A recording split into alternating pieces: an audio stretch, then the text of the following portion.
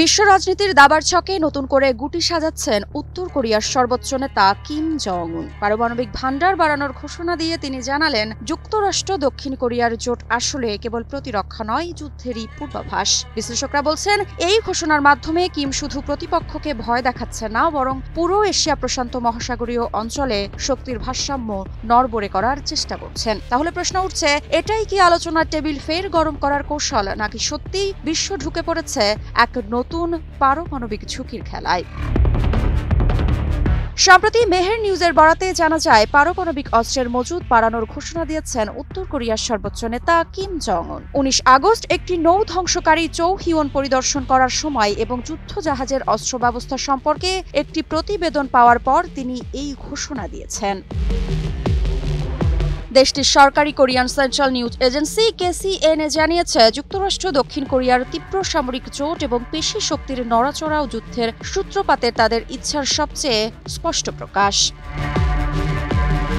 তিনি জানিয়েছেন, বিদ্যমান পরিস্থিতির জন্য আমাদের বিদ্যমান সামরিক তত্ত্ব ও অনুশীলনে আমূল এবং দ্রুত পরিবর্তন আনা এবং পারমাণবিকীকরণের দ্রুত সম্প্রসারণ করা প্রয়োজন। বর্তমান বৈশ্বিক নিরাপত্তা পরিস্থিতি উত্তর কোরিয়াকে দ্রুত পরমাণু অস্ত্র ভান্ডার বাড়াতে বাধ্য করেছে বলেও মন্তব্য করেন তিনি অভিযোগ করেন, যুক্তরাষ্ট্র ও সাউথ কোরিয়ার যৌথ সামরিক মহড়ায় পারমাণবিক উপাদান অন্তর্ভুক্ত ছিল।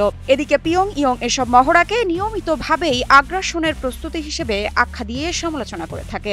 প্রায়ই তারা এসবের প্রতিক্রিয়ার অস্ত্র পরীক্ষাও চালায়। তবে সিউল এবং ওয়াশিংটনের দাবি, এসব মহড়া শুধুমাত্র প্রতিরক্ষামূলক উদ্দেশ্যেই পরিচালিত হয়েছে। গত 18 আগস্ট সাউথ কোরিয়ার প্রতিরক্ষা মন্ত্রণালয় জানিয়েছে, সীমান্ত এলাকায় উত্তেজনাপূর্ণ পরিস্থিতি থাকলেও তাদের লাইভ ফায়ার মহড়া স্থগিত করার কোনো পরিকল্পনা নেই। এদিকে প্রতিরক্ষা মন্ত্রণালয়ের মুখপাত্র লি কিউং হো এক নিয়মিত সংবাদ সম্মেলনে জানান, সীমান্তবর্তী দ্বীপগুলোতে লাইভ ফায়ার মহড়া বন্ধ করার বিষয়ে কোনো পর্যালোচনা হয়নি। সাউথ কোরিয়া ও যুক্তরাষ্ট্রের বার্ষিক যৌথ সামরিক মহড়া উলচি ফ্রিডম শিল্ড শুরু হওয়ার দিনেই এই ঘোষণা দেওয়া হয়।